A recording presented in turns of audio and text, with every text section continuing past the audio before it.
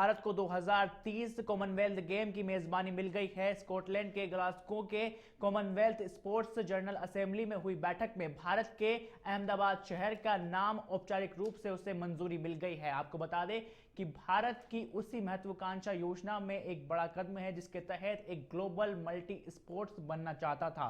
भारत 2010 के बाद अब 20 साल के बाद कॉमनवेल्थ गेम्स की यहां पर मेजबानी करेगा। इससे पहले 2010 में नई दिल्ली में इन गेम्स का आयोजन किया गया था। तब भारतीय खिलाड़ियों ने 38 गोल्ड समेत 101 मेडल जीते थे।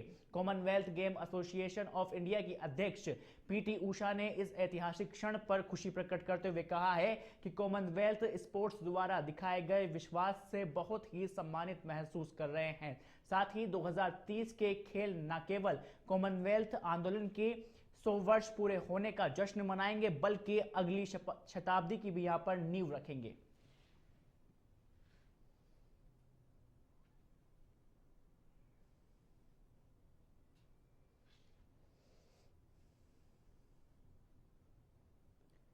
देश में आज संविधान दिवस मनाया जा रहा है और इस अवसर पर संसद के सेंट्रल हॉल में कार्यक्रम आयोजित किया गया। समारोह की अध्यक्षता राष्ट्रपति द्रौपदी मुर्मू ने की। इस दौरान उपराष्ट्रपति सीपी राधाकृष्णन, प्रधानमंत्री नरेंद्र मोदी, लोकसभा स्पीकर ओम बिरला, केंद्रीय मंत्रियों सहित दोनों सदनों के सांसद इस दौरान शामिल रहे। तो वहीं विपक्ष की तरफ से लोकसभा में नेता प्रतिपक्ष राहुल गांधी, कांग्रेस के राष्ट्रीय अध्यक्ष मल्लिकार्जुन खड़गे भी इस कार्यक्रम में मौजूद रहे। इस कार्यक्रम को सबसे पहले लोकसभा स्पीकर ओम बिरला ने संबोधित किया, जिसके बाद सीपी राधाकृष्णन ने अपने वक्तव्य में यहाँ पे दिया। साथ ही राष्ट्रपति द्रौपदी मुर्मू ने भी संविधान दिवस की शुभकामनाएं देते हुए कहा कि दुनिया के विशालतम लोकतंत्र भारत दुनिया में एक उदाहरण के तौर पर स्थापित है। भारत तीसरी सबसे बड़ी अर्थव्यवस्था बनने की ओर अग्रसर है। संवैधानिक व्यवस्था के अनुसार आगे बढ़ते हुए हम देश की यहाँ पर कार्यपालिका, विधायिका और न्यायपालिका ने देश के विकास और देशवासियों के जीवन को संबल प्रदान किया है।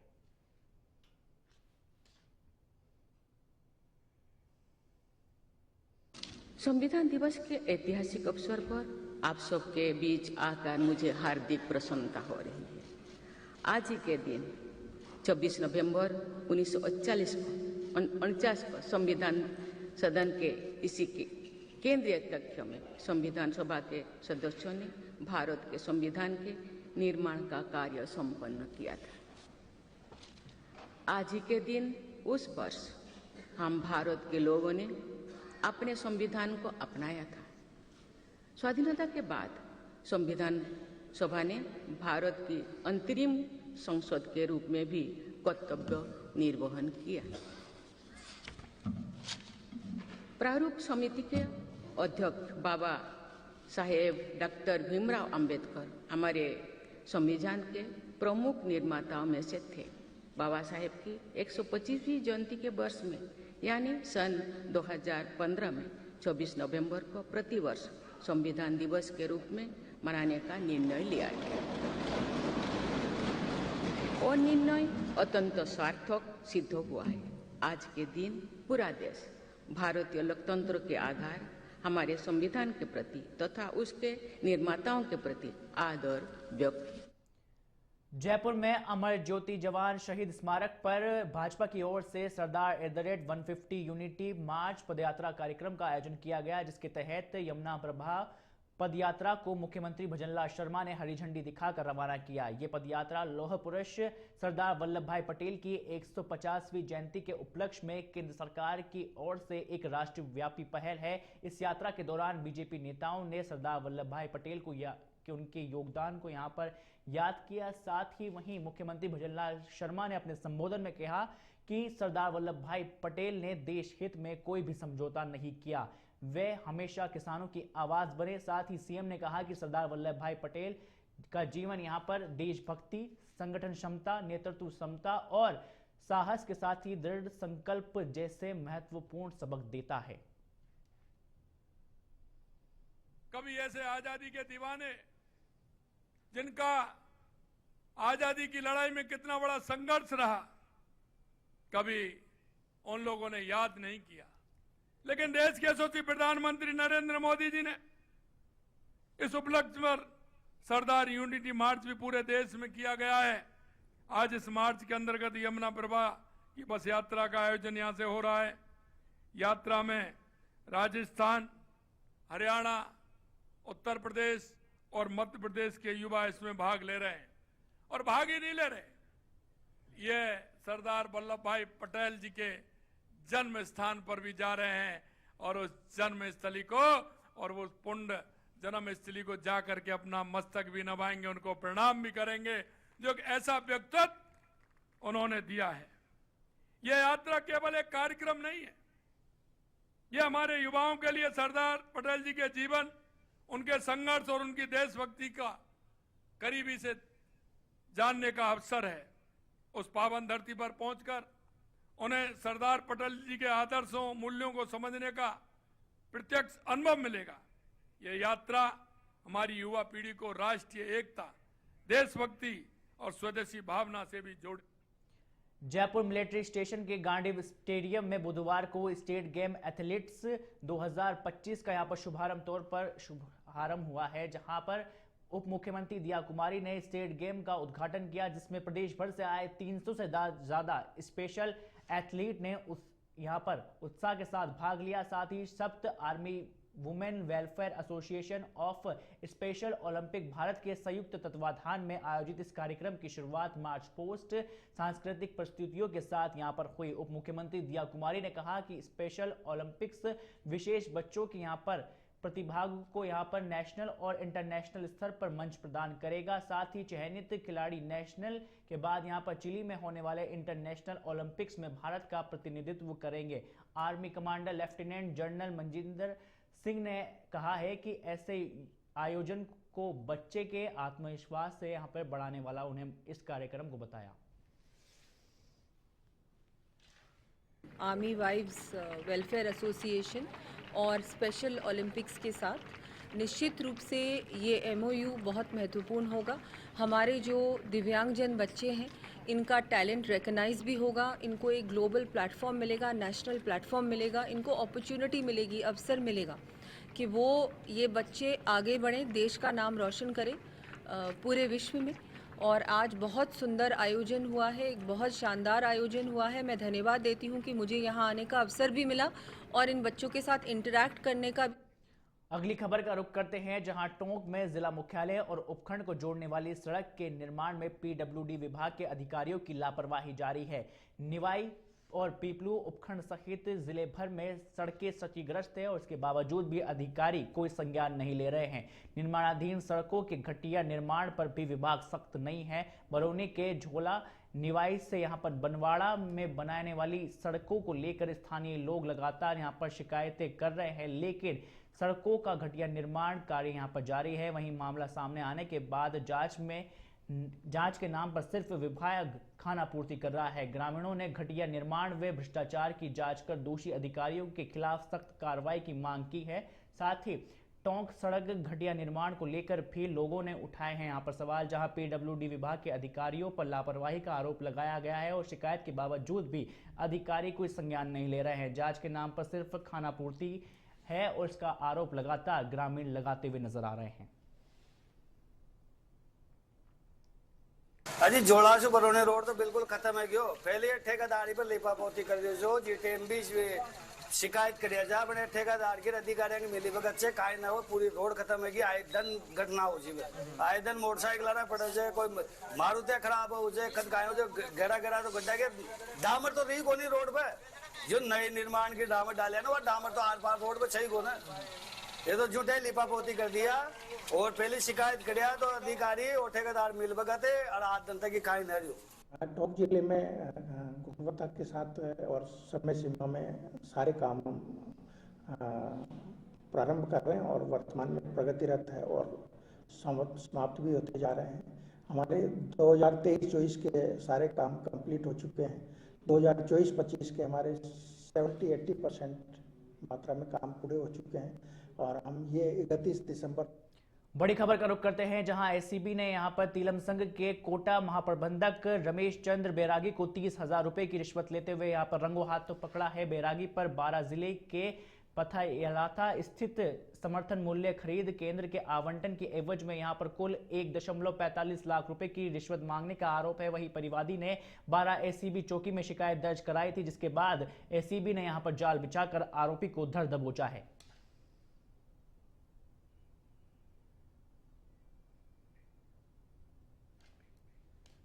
करते हैं जहां डूंगरपुर जिले में एसआईआर तहत गणना पत्र वितरण और संग्रहण के साथ ही डिजिटलाइजेशन का पहला चरण 100% पूरा हो गया है। 17 बूथ लेवल अधिकारियों को जिला निर्वाचन अधिकारी और कलेक्टर अंकित कुमार ने यहां पर सम्मानित किया, साथ ही प्रशस्ति पत्र देकर उन्हें रोल मॉडल बताया है। आपको बता दें कि जिला परिषद के ईडीपी सभागार में आयोजित कार्यक्रम में कलेक्टर ने बीएलओ से संवाद भी किया और उनकी कार्यशैली व अपनाई गई रणनीति की जानकारी ली। बीएलओ दीपक कलाल, राजेश मीणा, हीरालाल कटारा और अन्य अधिकारियों ने बताया कि उन्होंने समय से पहले ही कार्य शुरू कर मतदाता की मैपिंग, स्थान परिवर्तन और महिलाओं के नाम जोड़ने के साथ ही दस्तावेज एकत्रित कर काम बारीकी से किया है, जिससे लक्ष्य समय पर पूरा हुआ। आसपुर विधानसभा पार्क संख्या 83, मेरे कुल 407 वोटर थे, इसमें से 90% कार्य पूर्ण हो गया था। 40 वोटर जो थे वो अनकलेक्टमेंट किए गए, जिनमें मृत्यु, दोहरी प्रविष्टि एवं स्थानांतरित हुए हैं।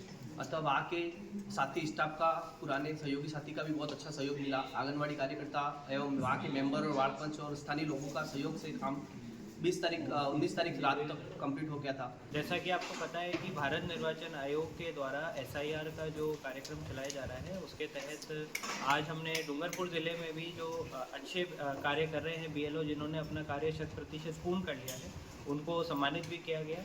और हमारे सीईओ सर के द्वारा भी जो सर्टिफिकेट्स हमें प्राप्त हुए थे, वो भी हमने आज संबंधित बीएलओज को डिस्ट्रीब्यूट किए हैं। और जो सराहनीय कार्य सभी बीएलओज ने किया है, उसको प्रोत्साहन भी दिया है। और साथ ही साथ हमने अपील भी करी है कि जो अब बीएलओज बाकी रह गए हैं, उनकी मदद करें, उनकी हैंड होल्डिंग करें, ताकि ज़्यादा से ज़्यादा और जल्दी से जल्दी ये काम।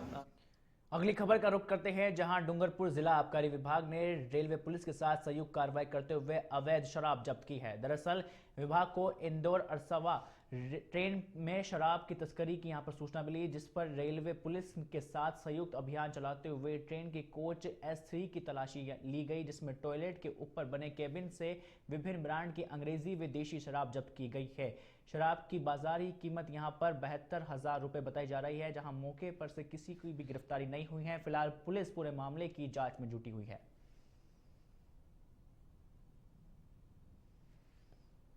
श्रीमान जिला आबकारी अधिकारी के नेतृत्व में अवैध मदिरा के खिलाफ जीरो टॉलरेंस की नीति अपनाते हुए आज मन आबकारी निरीक्षक को जरिए गुप्त सूचना ये प्राप्त हुई कि इंदौर से आसरवा ट्रेन में अवैध मदिरा का तस्करी की जा रही है, जिस पर रेलवे सुरक्षा बल की मदद से उसी ट्रेन के कोच संख्या S3 में टॉयलेट के ऊपर की छत पर कैबिन बना के अवैध मदिरा का परिवहन किया जा रहा है, जो रेलवे सुरक्षा बल की मदद से डूंगरपुर रेलवे स्टेशन उतारा है। जयपुर में संविधान दिवस के अवसर पर राजस्थान पुलिस मुख्यालय में कार्यक्रम आयोजित हुआ, जिसमें महानिदेशक राजीव कुमार शर्मा ने अधिकारियों और कर्मचारियों को संविधान की शपथ दिलाई। इस कार्यक्रम की शुरुआत संविधान की प्रस्तावना के सामूहिक वाचन से हुई, जिसमें न्याय, स्वतंत्रता, समानता और बंधुत्व के मूल सिद्धांतों को यहां पर दोहराया गया है। इस मौके पर डीजीपी शर्मा ने कहा कि संविधान देश मूल्य यहां पर आत्मा है और इसके तहत सिद्धांतों को अपनाना और हर नागरिक विशेषकर पुलिस बल के लिए अत्यंत आवश्यक है। उन्होंने अधिकारियों को निर्देश दिए कि वे जनसेवा के दौरान संवैधानिक दायित्वों का यहाँ पर सर्वोच्च प्राथमिकता उन्हें दें और उन्होंने कहा है कि कानून व्यवस्था बनाए रखने में निष्पक्षता और संवेदनशीलता यहाँ पर दिखाए। कार्यक्रम में उपस्थित सभी अधिकारियों और कर्मचारियों ने संविधान की भावनाओं को यहाँ पर आत्मसात करने और अपने कर्तव्यों का निष्ठापूर्वक पालन करने का संकल्प भी लिया।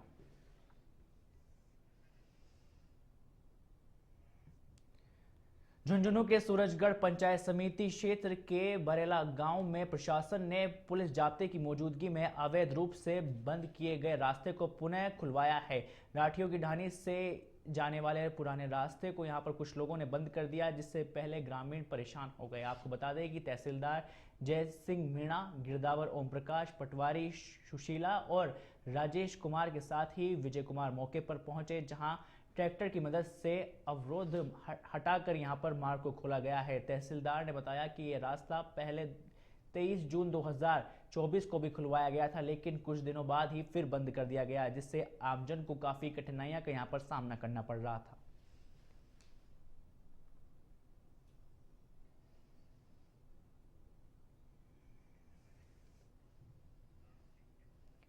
छत्तीसगढ़ की राजधानी रायपुर के डीडी नगर थाना इलाके से एक बड़ा हादसा देखने को मिला है, जहां एक अपार्टमेंट की एक लिफ्ट 7वीं मंजिल से नीचे गिर गई। घटना का वीडियो भी सामने आया है, जिसमें देखा जा सकता है कि लिफ्ट में 2 महिलाएं ऊपर की ओर जा रही थी और जैसे ही उन्होंने लिफ्ट का पहला गेट खोला तो लिफ्ट अचानक तेजी से नीचे की ओर गिरने लगी और पूरी घटना सीसीटीवी में यहां पर कैद हो गई। इस हादसे ने सुरक्षा व्यवस्था को लेकर सवाल खड़े कर दिए हैं और लोगों का कहना है कि यदि लिफ्ट सही तरीके से संचालित नहीं होती या समय पर इसकी जांच नहीं होती तो इससे गंभीर हादसे हो सकते हैं।